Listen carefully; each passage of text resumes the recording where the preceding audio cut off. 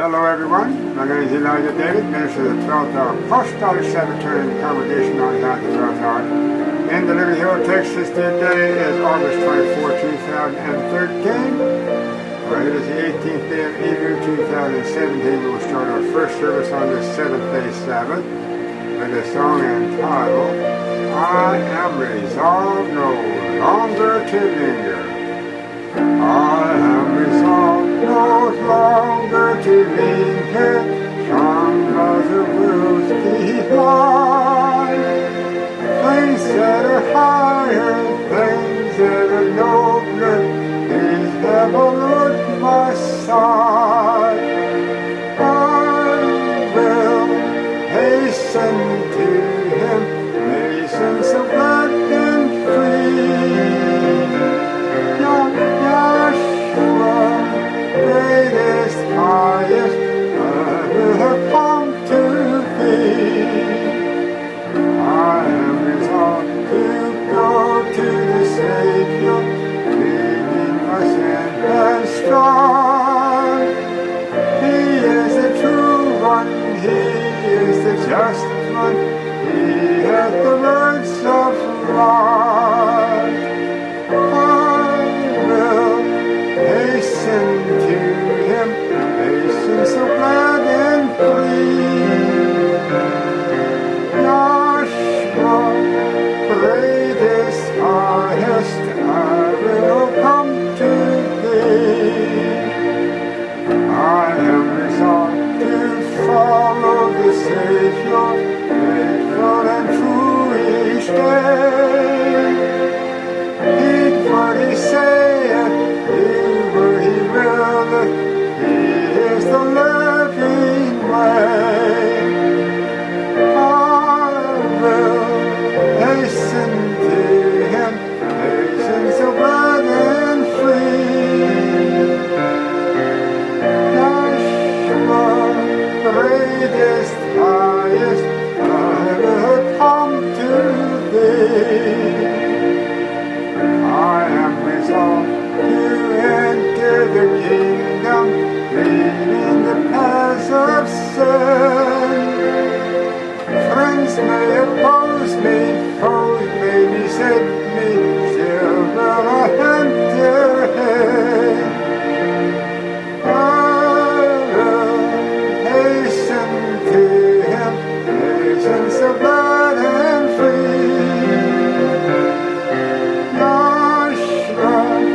Greatest, highest, I will have come to Thee. I am resolved, and who will go with me? Come, friends, without delay. Taught by the Bible, led by the Spirit, we'll walk the heavenly way. Hasten to Him, hasten so glad and free. Joshua, greatest, highest, I will come to Thee. Part 2, the deadly wound is healed. We're in the Shepherd Rod Volume 1, Brother V.T. Hollis. We're on page 212. We are going to possibly do a little review here for those that are just listening for the first time. Leopard-like beast with dealing with the 10 horns, representing all the nations of the world at the time when they had their own independent rule, shown here by the crowns on their horns. Alright, now we see a very similar beast to this one right here, over here, recognized as the scarlet-colored beast. Now, scarlet means is red, means sin. So, this beast right here is now bearing all the sins of the world. And he has deceived and caused people to sin and to receive the mark of the beast and to be lost. That's what this red represents. He's in that period of time for he has completely taken control of the minds, bodies, and spirits of men and women all over the world. And now he, in other words, their probation has already closed for those that this beast deceives. Okay?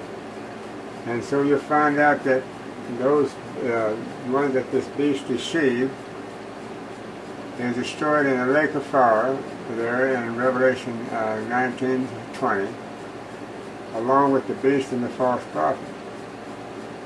Okay? So now, we're going to pick up a little bit here where we left off on our last study from the Shepherd Rod, Volume 1, by the V.T. Hartef. He wrote this Shepherd Rod, Volume 1, about 1931. Well, not starting in 1930, actually, when he started the Rod movement. The second step of the genuine movement of the Seventh-day Adventists, entitled The Daughter of Zion. Now keep in mind that Zion came on the scene in 1844 with Mount Zion in the 10th hour. Okay, the last 3 parabolic hours on the time clock is allocated for Mount Zion and her development. The infancy was 1844 with the Seventh-day Adventists in the 10th parabolic hour. And so therefore you have Adventists representing the beginning of the judgment for this earth's history. I'm talking about the judgment for all mankind from Adam and Eve, the Garden Gate, clear to through a 6,000-year period down here into the 12th parabolic hour that we're in now. Okay. So the judgment was set in 1844, Daniel 7, 9, 10, 11. Says, the Ancient of Days come and did sit, the judgment was set, the books were open, to start the judgment. It didn't say the judgment of the dead, it just said start the judgment. So we know that it was the judgment of the dead. And then we know that the judgment has a 2-phase period, judgment of the dead, judgment of the living. So the judgment of the dead went on for 158 years, from 1844 to 2002. And then we had judgment then for the living began at the ancient men for the house. The last one in charge of the candlestick of Laodicea at the Third Feeding Pasture Gilead Center Convocation from 1970 to 2002. Having said that now, let us continue now reading from Shepherd Rod Volume 1. We're on the last paragraph of page 211. And I stood upon the sand of the sea and saw a beast rise up out of the sea, having 7 heads and 10 horns. Right here it is, right here. And upon his horns 10 crowns. Here's those 10 crowns. Now that was in 1776 when this beast in Revelation 13 made its fulfillment of coming up out of the sea, meaning coming from the old country. Sea represents the old country adjacent to the earth, and the earth in prophecy is the United States. Okay. And I stood upon the sand of the sea. Alright, the sand of the sea is on the Atlantic seaboard, the shore of the Atlantic seaboard. On our east coast of the United States is the Atlantic seaboard, and this is where the angel stood. He stood with his foot upon the sand of the sea. So that means that he had made it, this angel also made it with that beast from the old country, and he followed that beast over here. And that angel actually went before that beast and stood with his right foot up on the sand of the sea. Okay? And then he looked back and he saw this beast then rise up out of the sea that was following him from the old country. Okay? So this prophecy is depicted by John the Revelator as standing upon the sand of the sea. Well, the sand of the sea would be the Atlantic seaboard here of the United States. John the Revelator was in the old country on the Isle of Patmos at the time that he had this vision. So it shows that in the vision he was transported over a period of time into the future, and then he said he would stand upon the sand of the sea. Okay.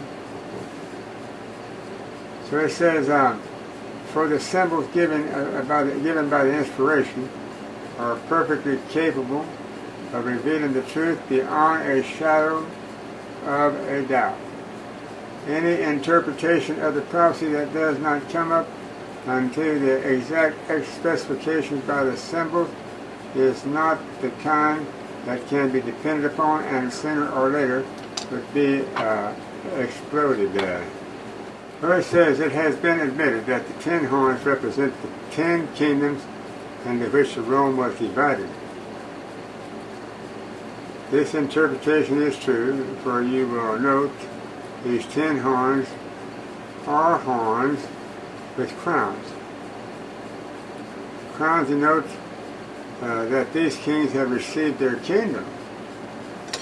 But note carefully that the heads are without the crowns. Therefore, these 7 heads cannot represent kingdom or civil government, the 7 heads. Thus, it would be unwise and deceptive to even think that the heads could represent civil powers in the past or future. Had the heads come one after another, like the beast of Daniel 7, and the little horn after which the 3 were plucked up, it would denote a successive form of the system, since all 7 were in existence at the same time. For the symbol reveals that all 7 systems must rule during the same period.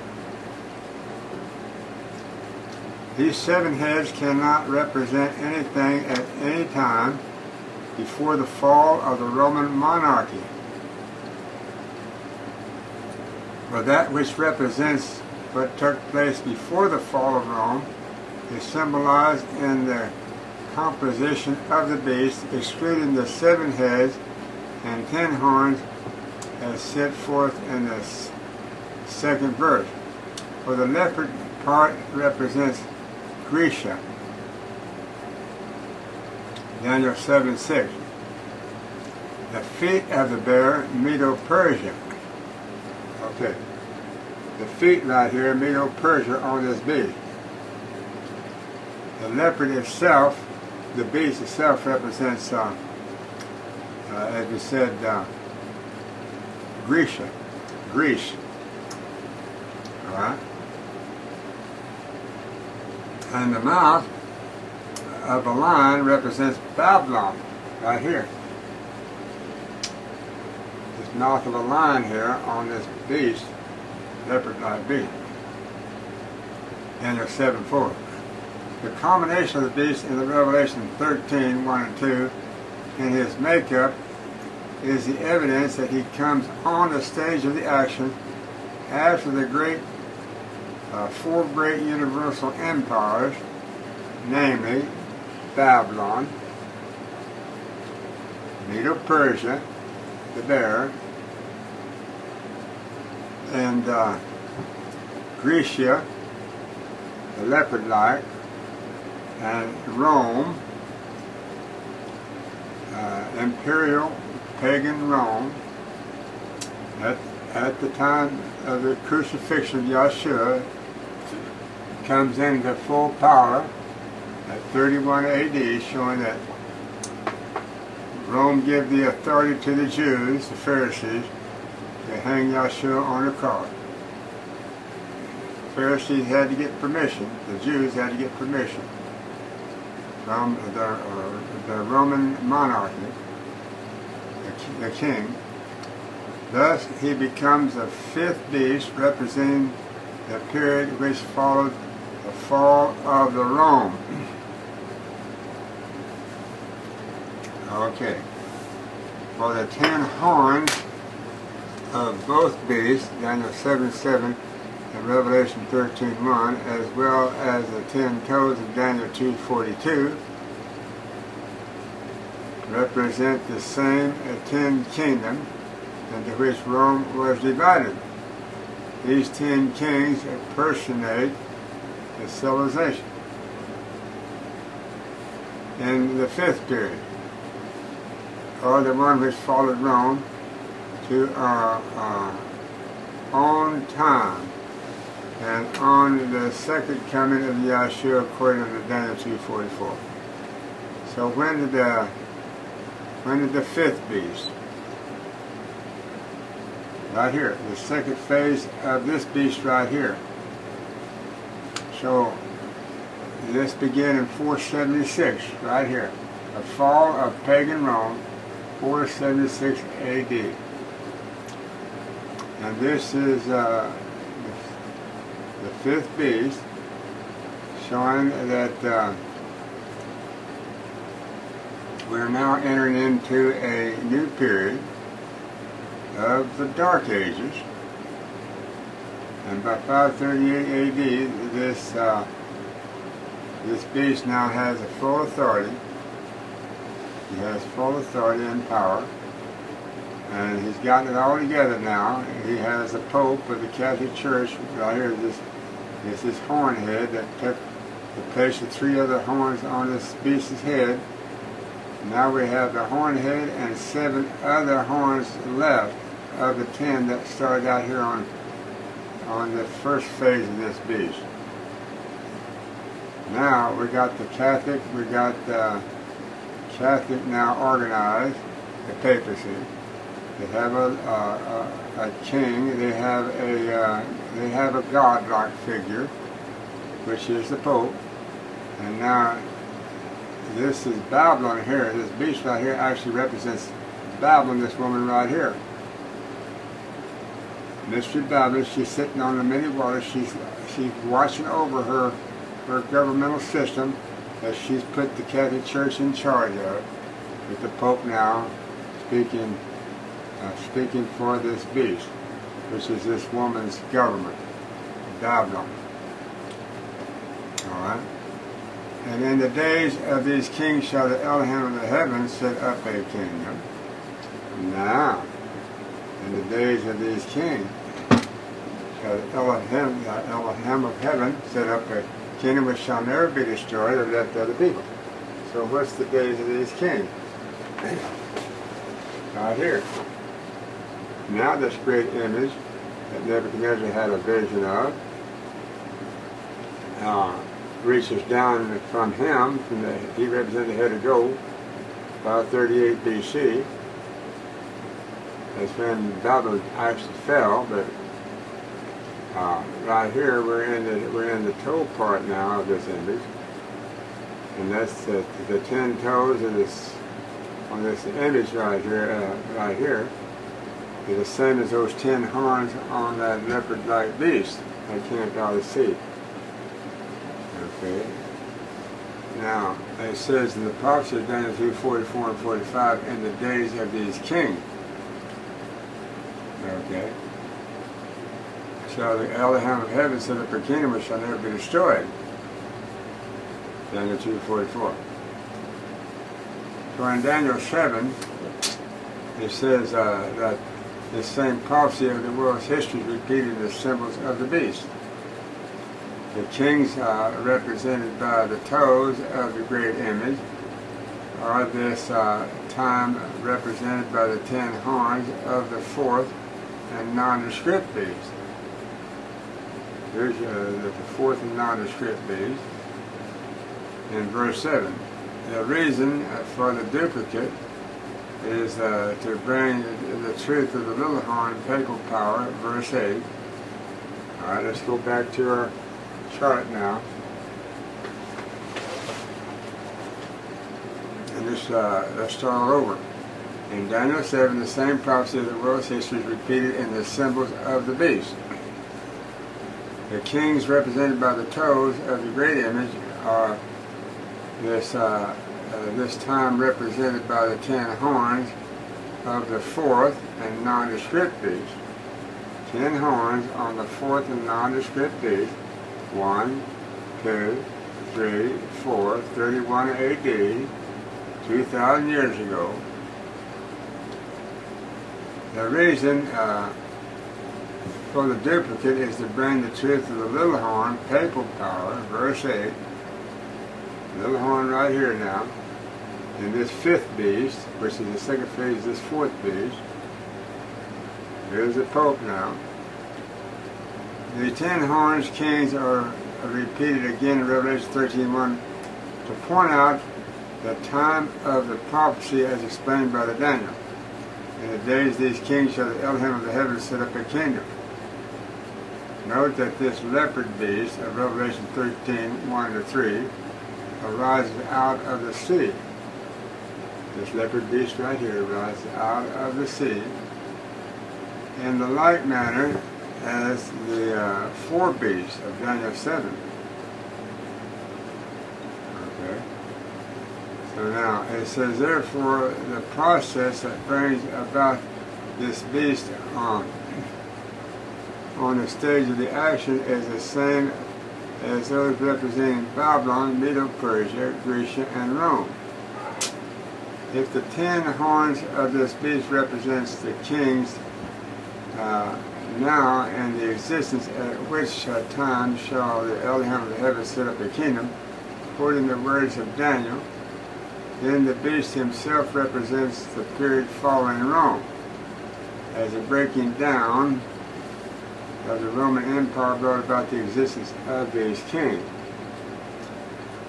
It is also being turned Rome to her broken state, symbolized by the great image of Daniel 2:42, the feet and the toes of which are composed of the iron and clay.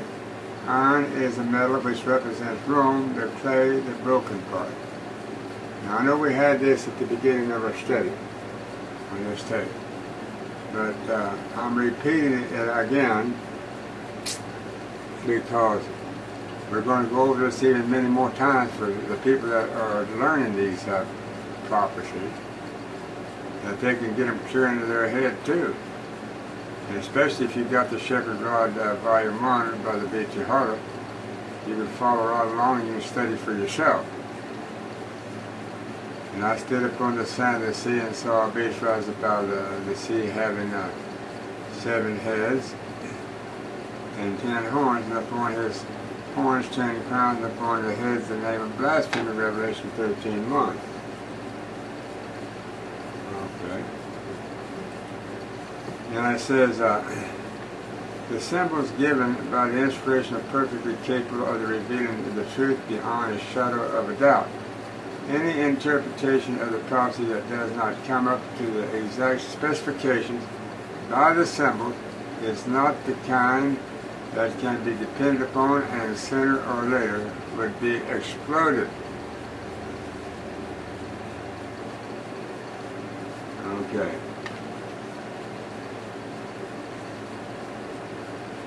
Now let us fast forward on over here to where we left off earlier. We're on page 213. It says that furthermore, the note, all the 10 horns on the nondescript beast of Daniel 7:7 are crownless. But the ones on the leopard-like beast, Revelation 13:1, have crowns. See, the first beast, the nondescript, the fourth one that had the 10 horns, has no crown. That means Satan was completely in charge of all the nations of the world. He had their crowns because he's a dictator and he's ruling over all of them. In other words, they have one governmental system that all the nations are following. They're not following their own independent governments. But when the leopard-like beast merges with these 10 horns again, they have their independent governments. Okay. They've got the crowns here. They have their independent governments, but they're still connected to this beast. Now, when the little two-horned beast representing the United States government since 1776, along with this beast that came out of the sea in 1776, so he says, let us make an image to this beast right here. And so, all of a sudden, this leopard-like beast, which is actually your sixth beast, is reproduced over here in Revelation 17 with a scarlet-colored beast. See, this leopard-like beast is operating during probationary time in the 12th hour. Actually, this beast came on the scene much earlier, like in,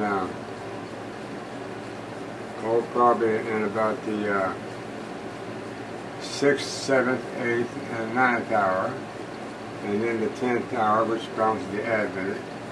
The 11th hour belongs to the Adventist since 1844. And then the 12th hour belongs to the Mount Zion, the 12th hour of the House of David. And this beast is still on the scene. But in the 12th hour, he appears here. In the 8th, he's the 8th. Okay. This beast right here is represented by this little two-horned beast, lamb-like here in the United States, because this is where this beast ended up at the White House. This is where the little two-horned beast is residing at the White House. He's the one that's in power, not this one. So he's being in power. The United States government, with the president, says, hey, let's go make an image to this beast right here that started right here. And let's bring him over here and show where this beast is graduated from. Started out as number 4 at the cross. Second phase of him is number 5. The first phase of this beast is number 5. The second phase is a leopard-like beast. The third phase of this leopard-like beast is right here. This little two-horned lamb-like beast, Revelation 13, that came up in the earth. This beast right here came out of the sea. From the old country, from the Vatican, from Rome. Literally. Came from the old country, Europe. He joins this little two-horned beast that comes up in the earth, the United States. This little guy didn't come from across the water. This one here did. This one comes over here though, and he brings all this power. He brings all this presence with him. He has all the nations of the earth that he's in charge of. He has all the churches of the world, Protestant churches of the world that he's in charge of, all 7 of them. 7 means complete church system of the Protestant. Now he comes over and he brings all these wonderful things, and he lays them in the lap of this little two-horned beast, the United States government. With this lamb-like beast, it has 2 horns representing the Republican Democratic Party. This is a very innocent-looking little lamb-like beast, except he speaks as a dragon. Well, this beast right here represents the dragon. The dragon, which is Satan, is represented by this beast. The power that rules this beast is represented by this woman, Mr. Babel. Okay. Now, so let's count the beast. 1. Lion, Babylon, Medo-Persians. Okay. 2. The bear. the leopard. 3. The 4th, nondescript beast of pagan Rome. The 5th, his second phase of this beast here. The 6th, the leopard-like beast. And right here is a little two-horned beast. It's your 7th. Okay. So these two are one and the same. So the 6th beast also becomes the 7th. Alright, now the 7th, and here's the 8th beast, which is of the 7th, but he is the 8th. It's just called the 3rd beast, Revelation 17. Now folks, it don't get much more clear than that. It says count the number of the beast. Let's count it. Well, there's eight beasts right here on this chart. And the Bible lists them all. There's 8 beasts here. Okay. The little horn on the beast of Daniel 7:8, which came after as among the 10, and in place of which 3 fell, have been interpreted to be the papal head from 538 AD to 1798. So this little horn right here, he has his existence, and he has his allotted time, a 1260-year period. Now, the popes didn't, when the first pope started in 538 ruling this beast, he died somewhere along the way. So you had to elect another pope, and another pope, and another pope, as each one died. You had to keep the pope on that throne. So all the popes, no matter how many ruled in that 1260-year prophecy, they spoke the same language. They spoke the words that the old dragon Lucifer gave them to speak, and only. And which was wounded in the 15th century. A deadly wound brought about the division and multiplied the head as pictured in Revelation 13:1.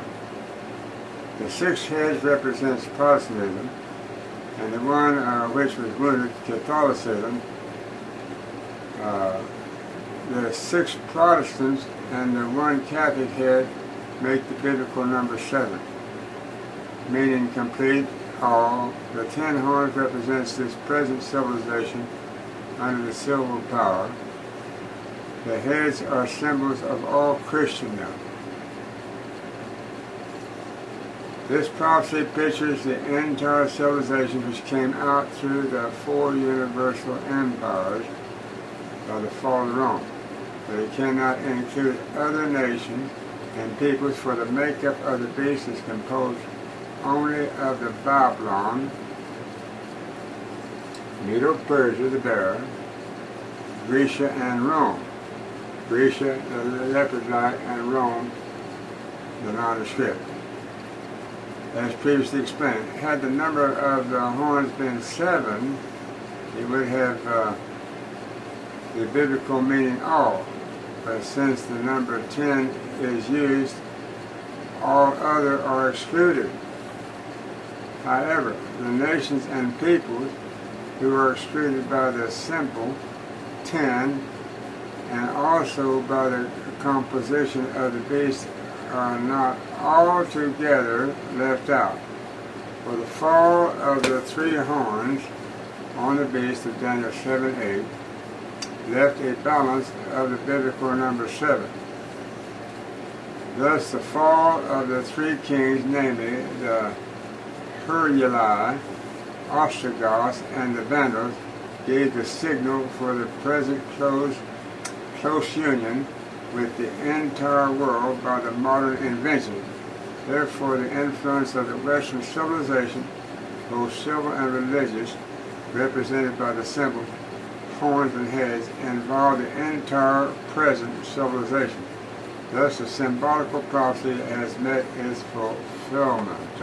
For the prophecy of the Revelation 13:3 and the world wondered after the beast revealed a great apostasy.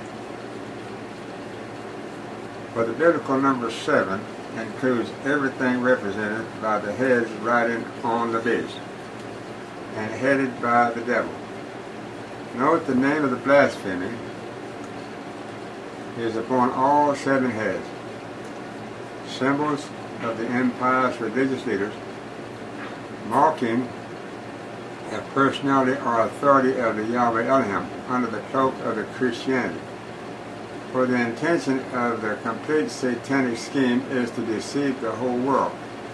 For the statement made by the Yahshua is with the truth, that he, Satan, will try to deceive even the very elect, and B.T. Hollip has in parentheses 144,000. And now you have to remember that the first you have to consider first the first election, or the first elect. The first elect is the house of David, and the first elected one is antitypical David. So now this is who Satan's out to deceive. Antitypical David. He has to defeat antitypical David. And he's been putting up a very, very big fight to do that right here on this campground. But praise Yahweh for victory. We have victory, and we're dealing with it right now. We're absorbing and cleaning up all the refuse here on this property and those that represent it. For the spirit, let's continue. For the it says the Satan would deceive even the very elect, and that's the election is the house of David and the 144,000. If it were possible, that's if it were possible.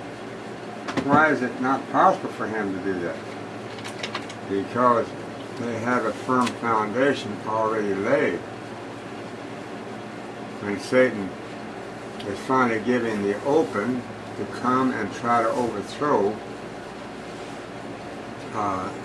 this people with this firm foundation, like he did Yahshua when he came out of the 40 years, the 40 days of the wilderness fasting. Just as soon as he came out, there is Lucifer to meet him and to tempt him, because he said, well, I'll catch him at his weakest moment when he's been fasting for 40 days. And so David, so here comes Lucifer to tempt him. He failed. He couldn't accomplish the one thing that he had to do in order to completely win control of this world forever. Well, let's continue. For the spirit of prophecy speaking on this scripture said, this demon worship was revealed unto him, John, and it seemed to him as if the whole world were standing on the brink of the perdition. But as he looked with the intense interest, he beheld the company of the Elohim's commandment-keeping people, volume 6, page 15. We must not be surprised if we should see that we have not heretofore fully understood the true meaning of the healing process, or we repeat the definition of the verbs, being in the past tense, as it were wounded unto death, and his deadly wound was healed, and all the world wondered after thee. It is evident that the inspiration foresaw that it would not be clearly understood until the divine prediction is fulfilled. For the spirit of prophecy bears witness unto this by the saying, the mark of the beast is exactly what it has been proclaimed to be. Not all in regard unto this matter is yet understood, nor will it be understood until the unrolling of the scroll, volume 6, page 17, by the L.G. White. If the scroll for the The statement made by Yahshua is true, that he, Satan, will try to deceive even the very elect, the 144,000, if it were possible. For the Spirit of prophecy speaking on the Scripture said, this demon worship was revealed unto him, John, and it seemed unto him as if the whole world were standing on the brink of the perdition. But as he looked with the intense interest, he beheld a company of the Elohim's commandment-keeping people. Volume 6, page 15.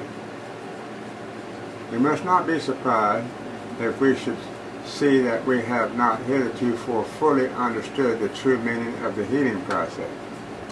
For we repeat the definition of the verb being in the past tense, as it were wounded unto the death, and his deadly wound was healed. And all the world wondered after the beast. It is evident that the inspiration foresaw that it would not be clearly understood until the divine prediction is fulfilled. The Spirit of prophecy bears witness unto this by the saying, the mark of the beast is exactly what it has been proclaimed to be.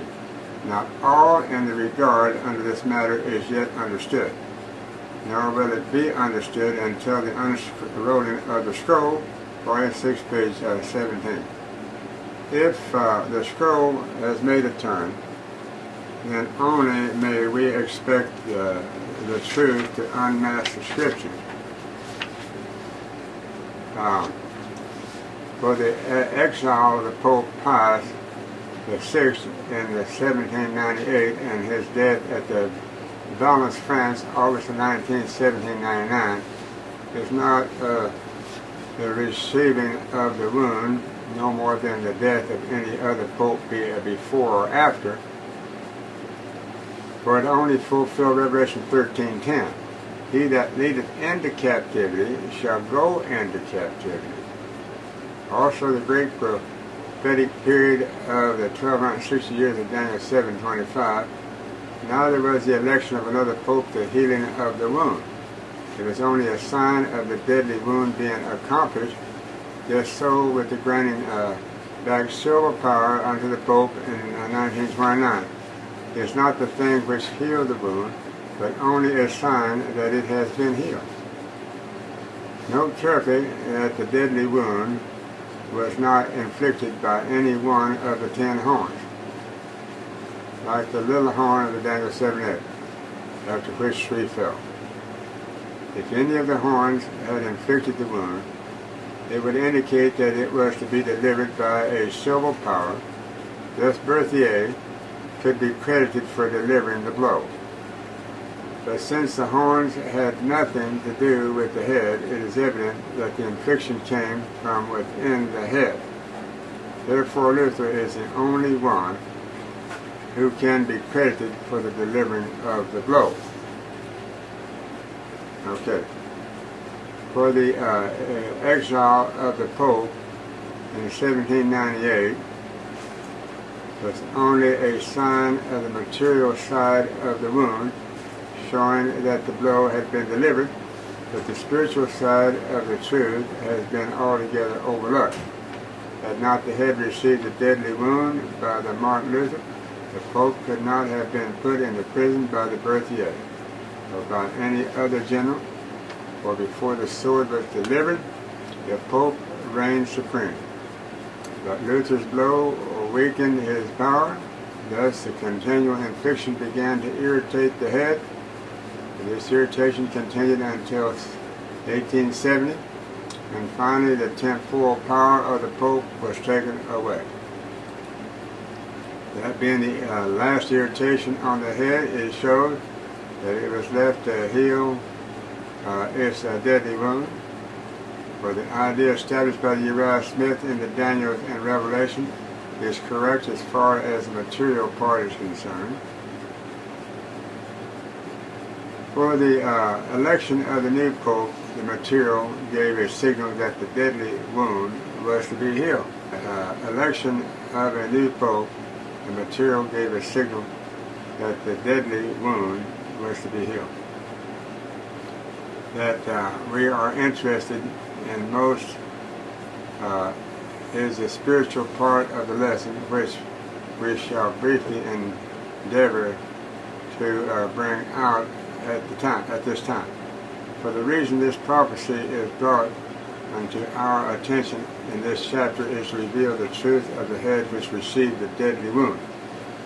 Note that the beast has 7 heads. The one was wounded, but the 6 were not. The head which received the wound is being interpreted to be the papacy, or the papal head wounded by the Martin Luther.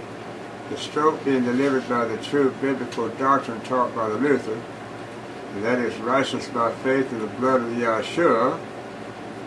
The stroke being delivered by the true biblical doctrine taught by the Luther, the result was that the Protestantism came on the stage of the action in the opposition unto the head. This is what made the wound.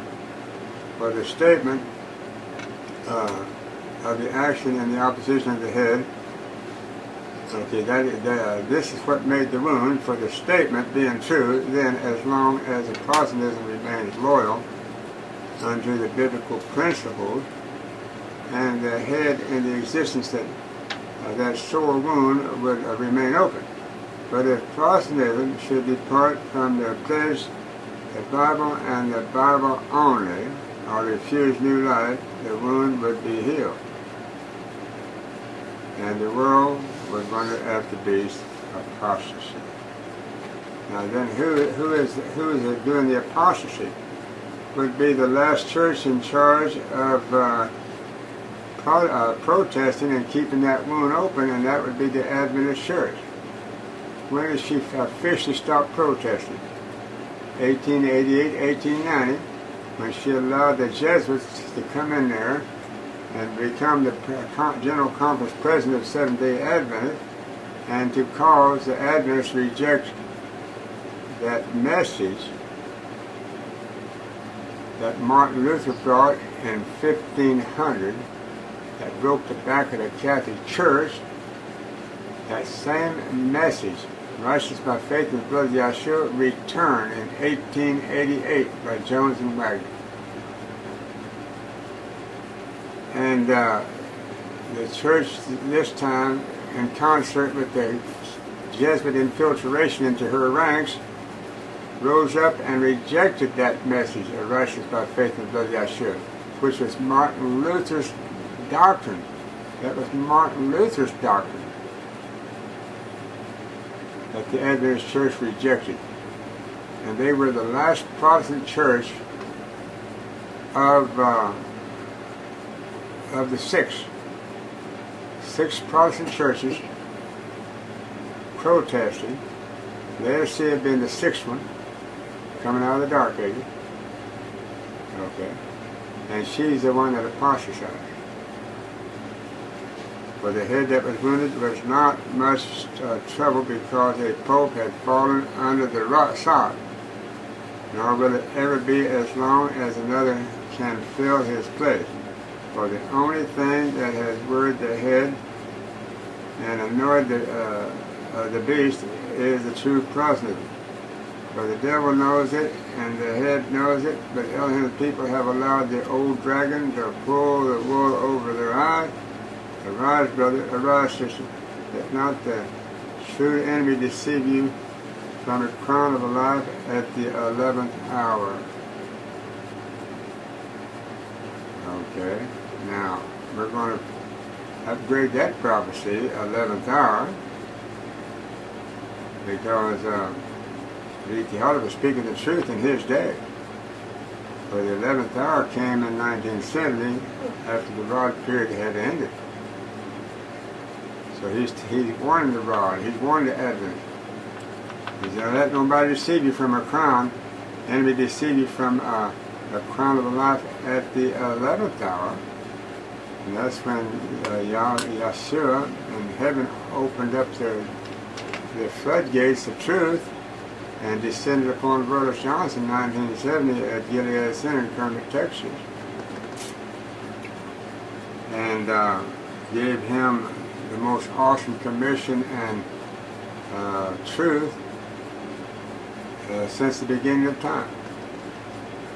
But because he had the birthright, Brother Johnson was the oldest, he had the birthright.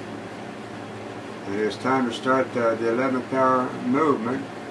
Gilead Center, the third step of the genuine mind movement for the Seventh-day Adventist.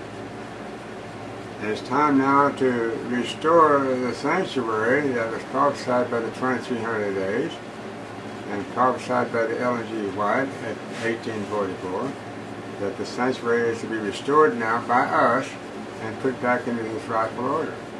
Well, who ended up restoring the sanctuary? Brother Johnson. So he was part of that us, the Adventists, that it was prophesied would restore the sanctuary. He had to be. Okay. So it says, is the death of the Pope far more important than the birth of the Protestantism? Is the exile of the Pope of greater honor than the seclusion in the Wartburg Castle? Is Berthier a greater hero for pulling the bars against the prison gates than the humble monk who swung them open to throw in the once exalted pontiff? Has not the solidity of the character and stability of the purpose with the faith in the Elohim and the heavenly messengers made all this possible? If the Luther is the greatest and his act far more glorious, why should inspiration ascribe a prophecy for the exile and death of the Pope rather than the act of the Luther? Why should inspiration notice the taking away or restoring the temporal power of the Pope rather than the reclaim of the Bible and the casting away of the darkness? Has not the Elohim by the hand of the Luther thrown asunder the doors of darkness and caused light to shine on his written word? Has not the faith and effort of his heavenly messenger ended the terrible persecution and bloodshed of the saints of the Most High? And the only rightful answer unto all of these numerous questions is, Luther's blow delivered the infliction on the head, and only true Protestantism can keep that sore open. 1844, when the announcement was made of the fall of the modern Babylon, by the preaching of the second angel's message of Revelation 14:8. Now, okay, so that was modern Babylon, and who represented modern Babylon? The Protestant churches that were protesting against Babylon, the beast, the Pope, the Catholic Church. Okay. So now, because those Protestant churches didn't come on in and join the last protest church, the Laodicean, the Adventist, and stepped into the Sabbath and the sanctuary truth fully, to where the rest of the holy days are going to be restored to the Sabbath, to the true spiritual Israel now that is coming out of the Dark Ages. And the seventh congregation of the seventh, Laodicea, finally gets the identity as the spiritual Israel of today. The six churches before her was not identified as the spiritual Israel of their day. They did have the candlestick that showed that they were the spiritual Israel of their day, but it was not announced to them that way. But to the Adventists, it was announced to them that we're the spiritual Israel of today.